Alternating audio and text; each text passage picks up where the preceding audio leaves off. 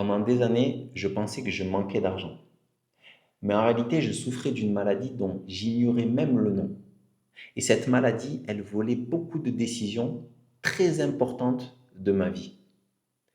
Le plus troublant, c'est que cette maladie, c'était une peur. C'était la peur du manque. Pourtant, à l'époque, quand ou si on m'avait demandé, je suis croyant, je suis musulman, j'aurais dit, mais moi je crois fermement en un Dieu qui est pourvoyeur, en un Allah qui est Ar-Razak, celui qui pourvoit à toute créature de manière abondante. Mais pourtant, mes décisions allaient à l'encontre de cette croyance. Aujourd'hui, je vais vous partager justement comment cette peur de manquer nous vole beaucoup de décisions de notre vie alors qu'on l'ignore, alors qu'on l'ignore. Et comment on peut dépasser cette peur. En tout cas, moi, comment je l'ai vécu, comment je l'ai transcendé, même si je n'en suis pas complètement libéré, mais comment je pense qu'on peut justement s'en libérer, je vais vous partager tout cela. Donc moi, mon histoire, c'est que pendant des années, pendant 12 ans, j'ai été ingénieur. D'accord? J'étais ingénieur dans le monde aéronautique, plus médical, et j'ai terminé ma carrière en CDI en Suisse, pour dire que j'avais une situation qui était très confortable. Néanmoins, il y a à peu près 5 ans, j'avais identifié que non plus que ça, ouais, 5-6 ans, j'avais identifié que j'étais plus à ma place. Je sentais que mon potentiel, il était totalement sous-exploité. Je sentais que la vie m'appelait à quelque chose de plus grand, mais je ne savais pas encore quoi. Donc j'ai commencé à lire, à cheminer, et j'ai découvert la méthode du MO2I. Le MO2I m'a permis de comprendre comment je fonctionnais, quelle était ma zone de génie, ma manière unique de voir et de faire dans le monde. Et à partir de ça, j'ai pu identifier ma mission de vie. Et quand j'ai identifié ma mission de vie, j'ai compris que j'étais plus fait pour l'ingénierie, que j'étais fait pour accompagner les personnes à découvrir justement leur manière unique de faire et au-delà de ça, à se libérer des voiles pour déployer pleinement leur potentiel. Mais malgré que j'avais compris que je n'étais plus fait pour l'ingénierie, malgré que intellectuellement je savais que Dieu était le pourvoyeur de toutes choses, eh bien, j'étais bloqué dans l'avancée de mon projet et pendant des mois, des années, je ne suis pas allé vers ce projet par peur de manquer. Et du coup, ce manque, ou du moins cette peur, elle se rationalisait. Parce qu'une peur, le cerveau humain a besoin d'une narration, a besoin de justifier ses actions. Donc, il y avait tout un narratif autour. Ce n'est pas le bon moment, tu dois sécuriser, développe un revenu passif, développe une activité en parallèle de l'activité d'accompagnement au cas où l'accompagnement ne fonctionne pas, etc., etc. Et tout cela, en fait, repoussait ma décision à aller vers ma mission de vie. Ça a duré pendant des mois, des années et j'ai beaucoup souffert parce que c'est une vraie souffrance que de ne pas œuvrer dans son plein potentiel, en tout cas à mes yeux.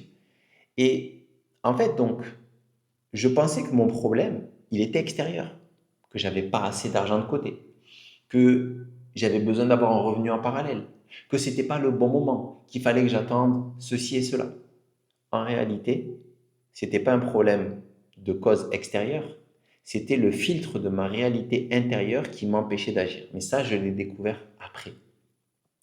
Et j'aimerais vous partager, selon moi, comment cette peur du manque, elle vole à minima quatre choses et probablement plus de choses que ça. En fait, dans mon histoire, j'ai compris du coup que c'était un problème de perception. Et moi, ma perception, comment je sais que ma perception elle est juste ou elle est fausse? C'est que je la compare au Coran. Le Coran est pour moi la vérité révélée, est une vérité plus grande que n'importe quelle vérité que moi je vais pouvoir affirmer. C'est un texte révélé directement des cieux par l'ange Gabriel alayhi salam au prophète Mohammed sallallahu alayhi wa sallam. Et pour moi, c'est la meilleure des guidances. Et du coup, dans ce Coran, sublime, karim, azim, grandiose, il y a un verset qui m'a fait mal, mais qui a été aussi un verset à partir duquel je me suis guéri. Ce verset, il adresse cette peur. Parce que la peur, dans un premier temps, c'est de la diagnostiquer. Et le problème d'une peur, c'est qu'elle est invisible. Parce que nos croyances, elles sont dans notre subconscient. C'est pour ça que j'ai dit que quand je me racontais que c'est pas le bon moment, que j'avais pas assez, que c'est rationnel, c'est logique, sur un plan purement horizontal.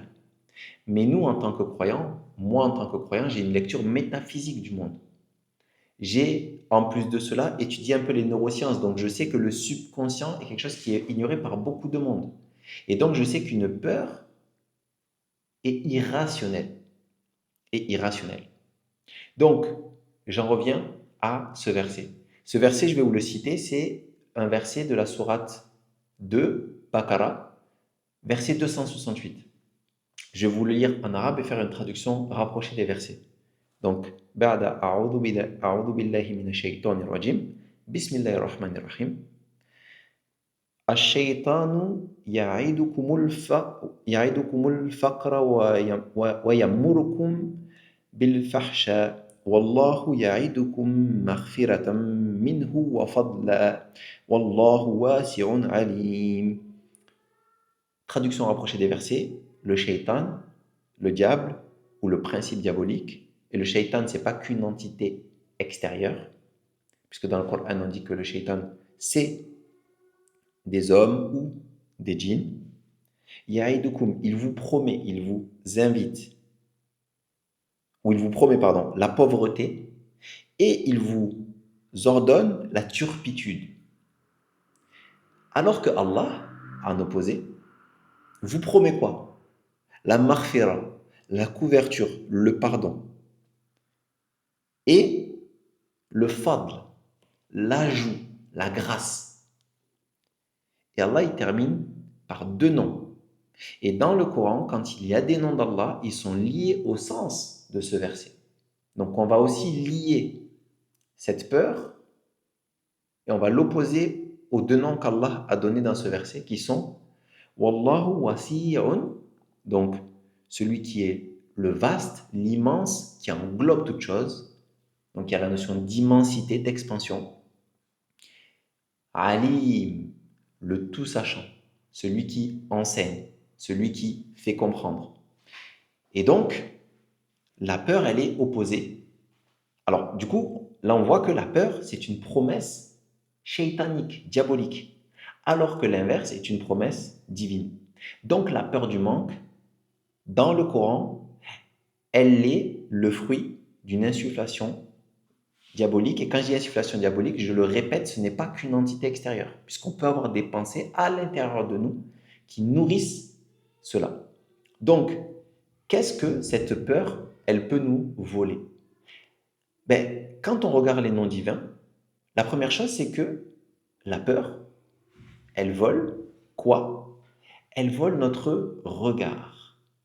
Pourquoi elle vole notre regard, la peur? Parce que elle vole notre regard et notre discernement. Je vais lier un petit peu les deux. Pourquoi? Parce que quand j'ai peur de manquer, je vais être dans l'incapacité de voir les opportunités. Je vais voir des opportunités petites. Je ne vais voir que les risques.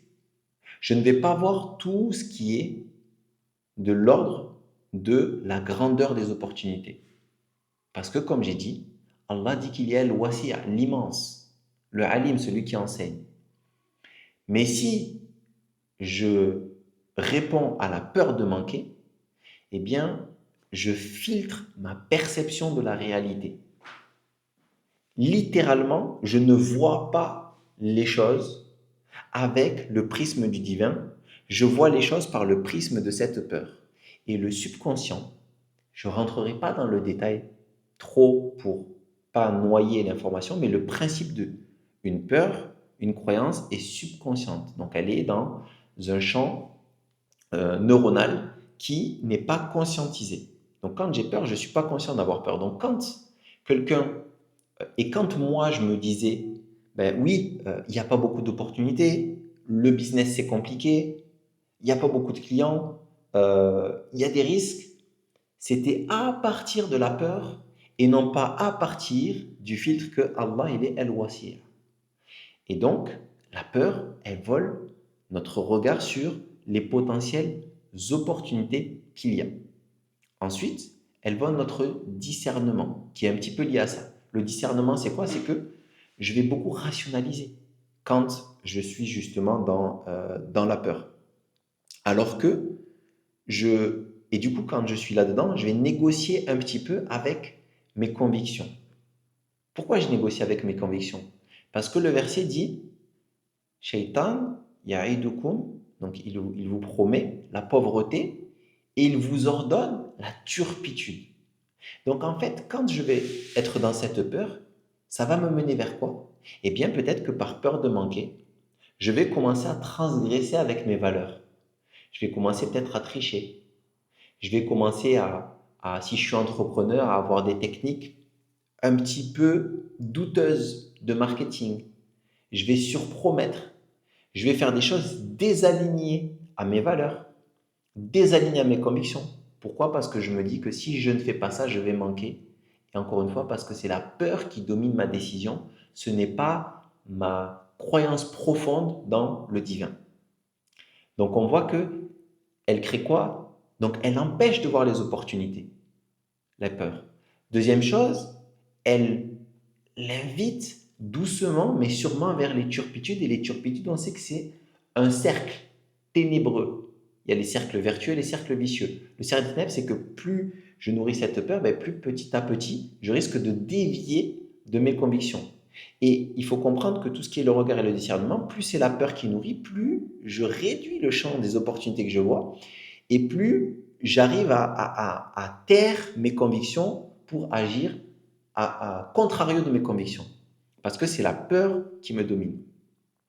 Troisième chose qu'elle nous vole, moi en tout cas c'est notamment ce qu'elle m'avait volé. Elle m'avait volé aussi les deux premières choses, et parfois elle le fait encore, d'accord? Même la troisième, même la quatrième, on va voir. Mais globalement, il y a un chemin pour s'en libérer. La troisième chose qu'elle vole, cette peur, c'est notre mission.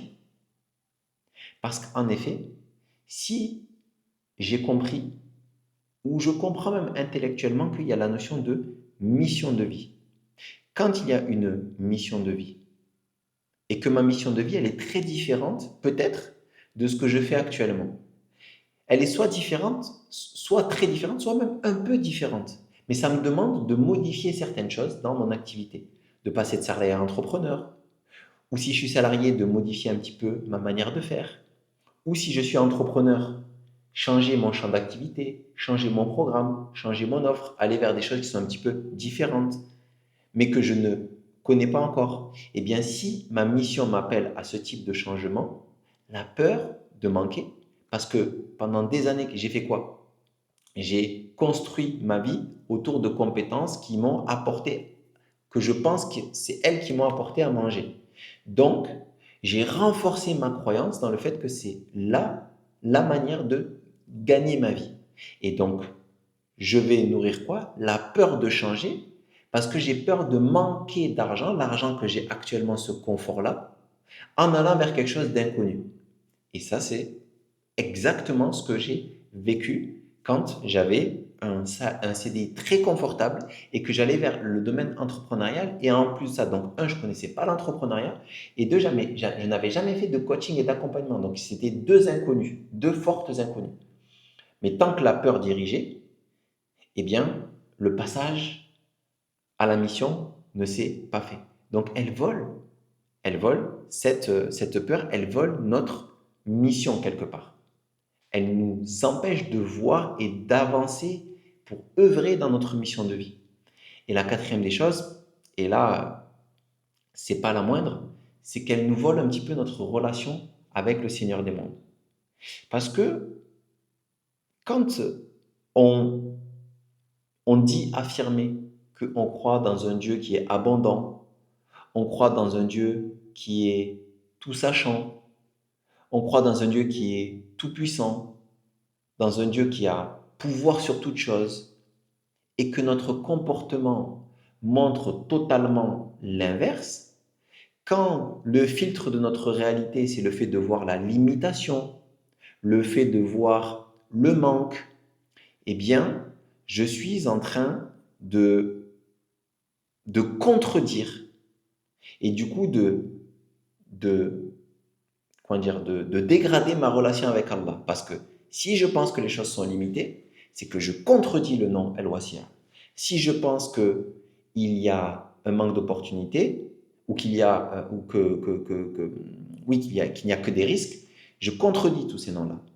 Si je dis qu'il y a des choses qui sont impossibles, je contredis ce nom-là. Donc en réalité, quand à l'intérieur de moi, je nourris quelque chose qui contredit les noms divins, eh bien je dégrade ma relation à mon Seigneur des mondes. Et quelle est la solution à tout cela? En réalité, la peur, elle s'est construite. C'est pas quelque chose qui est né dès l'enfance. La peur, elle s'est construite au fil des années, par des répétitions, d'expériences, d'interprétations, de croyances. C'est quelque chose qui s'est ancré au fil des temps, qui s'est solidifié au fil du temps. Mais comme il s'est construit, il peut se déconstruire. Et comme il a pris un temps à se construire, à se solidifier, il prend un temps et une répétition pour se désintégrer, pour se réduire et pour laisser la place à un nouveau schéma interne, une nouvelle croyance qui est plutôt celle de croire dans la promesse divine plutôt que dans la promesse diabolique. Et ce n'est pas un jugement quand je dis ça. C'est pas un jugement, c'est un regard honnête. Parce que le regard honnête, il va énormément aider à progresser dans la vie. Si je veux rester à me sentir, par exemple, si je dis ça et que quelqu'un se dit, ouais, mais il se prend pour qui de dire que je crois au diable? Mais moi, je dis rien. Je ne dis pas que vous croyez au diable ou que vous croyez en quoi que ce soit. Moi, c'est ma lecture du monde. Ma lecture du monde, elle se fait par la perception ou par la lecture coranique. Je regarde mes actions et je regarde le Coran en face. Si c'est aligné, alhamdoulilah. Si c'est pas aligné, je remets pas en question le Coran, je me remets moi en question.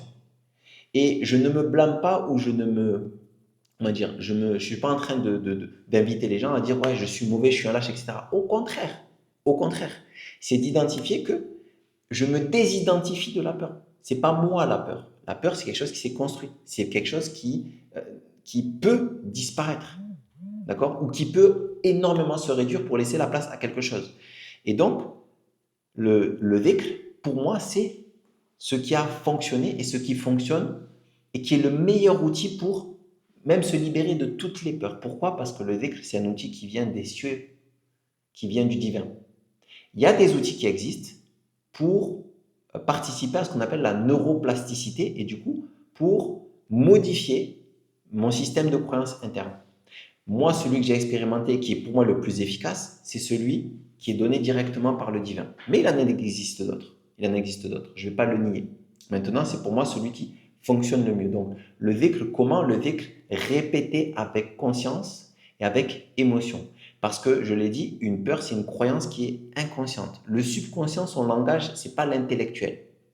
C'est pour ça que si vous dites je crois en Dieu, ceci, cela, le je crois, en fait, c'est pas le subconscient, c'est le conscient. Et le conscient, c'est pas ce qui dirige nos actions, c'est pas ce qui donne nos réactions. D'accord? Parfois, on va penser croire quelque chose, mais nos réactions, elles montrent que c'est tout l'inverse. Donc, comment je peux le faire justement? C'est que je vais changer le filtre de ma réalité en venant introduire, puisque le dhikr, il y a la notion d'introduction, il y a le zakar, la notion de choses qui pénètrent le mal, le mal M, A, accent grave, L, E, qui a l'outil de la pénétration. Donc le dhikr, c'est la même racine, et le dhikr, il va venir pénétrer, il va venir semer des graines en nous pour petit à petit, modifier notre perception de la réalité. Et ma perception de la réalité, elle sera de moins en moins issue des hommes ou du diable, mais de plus en plus à partir du prisme divin. Et à ce moment-là, le regard s'ouvre, le discernement s'ouvre. Je peux aller vers ma mission, je peux œuvrer. Ma relation avec Allah, elle s'améliore. Ma foi en lui, elle grandit. Mon amour pour lui grandit. Et c'est un cercle absolument vertueux. Donc, moi, je ne suis pas devenu, euh, ou du moins la vie que je me suis créée, selon moi, elle a été justement le fruit de cette évolution par la voie de la répétition, par la voie des écrits, par la voie de la modification interne, d'accord? Ça n'a pas été instantané. C'est quelque chose qui a pris du temps. Mais aujourd'hui, j'en vois les fruits.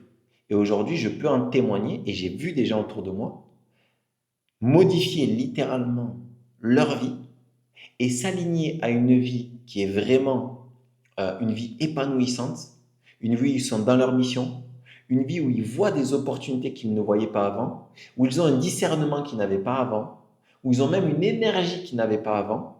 Et celui-là est passé par le fait de modifier le prisme et la perception de réalité.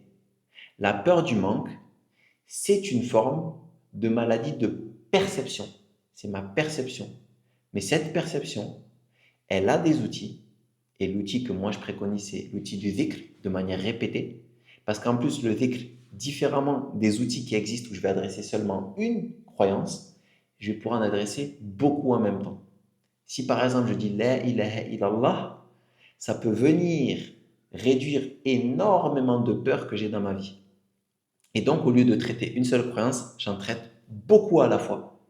C'est pour ça que, pour moi, le dhikr est l'outil par excellence pour venir justement modifier ses perceptions internes et en plus les modifier de manière alignée avec la perception du monde, de la vie que le Seigneur des mondes m'a offert au travers d'un livre révélé qu'il a descendu des cieux pour être une guidance pour lil muttaqin. En tout cas, voilà ce que je voulais vous partager sur cette peur du manque qui n'est pas une fatalité, mais qui peut être une grande voleuse des décisions de nos vies. Première chose, diagnostiquer, s'avouer qu'on a peur. C'est pas être un lâche, c'est pas être un faible d'avoir peur. Moussa alayhi salam, il a eu peur. Le prophète Mohammed sallallahu alayhi wa sallam, il a eu peur. Tous les prophètes ont eu des peurs. Qui suis-je moi pour croire que je n'ai pas de peur? Donc m'avouer que j'ai des peurs, c'est m'avouer aussi que j'ai besoin du divin et m'appuyer sur lui pour modifier ma perception et que je puisse grandir, croître à partir de cette peur et que quand demain, quand je vois une peur s'immiscer chez moi, quand je vois un blabla interne qui est en train de justifier le pourquoi je ne suis pas en train d'aller vers une vie beaucoup plus alignée, et bien lui dire, hé blabla, viens on discute, viens on s'assoit, on regarde quelle est la peur qu'il y a derrière, et on va mettre en face un nom divin, on va mettre un verset, on va mettre certaines choses, et on va le répéter de manière quotidienne.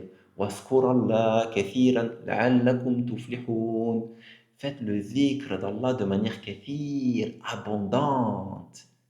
Et certes, vous allez semer les graines du succès. Il nous a tout dit, le Seigneur des mondes. Il est généreux. Il est bon, le bon Dieu. Il est tout rayonnant d'amour. Il sait ce qu'on ne sait pas. Il sait ce qu'on peut faire. Donc si on sent en nous qu'on est restreint, faisons appel à lui, El Wasi'a, pour étendre un petit peu là, ce qui est à l'intérieur, étendre notre vision, étendre notre perception et aller voguer vers des eaux beaucoup plus immenses, beaucoup plus profondes, beaucoup plus réjouissantes que les petites sources, les petites rivières sur lesquelles on est aujourd'hui. Et je ne parle même pas à vous en disant ça, je me parle à moi-même avant tout. Parce que c'est ça, je pense, une forme d'honnêteté, c'est d'abord se parler à soi-même et ne pas prétendre être un enseignant pour les autres. J'espère en tout cas que cette vidéo, elle vous a profité, qu'elle a pu vous apporter de la valeur. Si tel est le cas, n'hésitez pas à commenter, n'hésitez pas à partager, n'hésitez pas à venir échanger directement avec moi pour qu'on puisse aller plus loin dans cette discussion. Là, c'est juste un bout, mais c'est des sujets sur lesquels on peut parler des heures parce que c'est passionnant. C'est passionnant. À plus.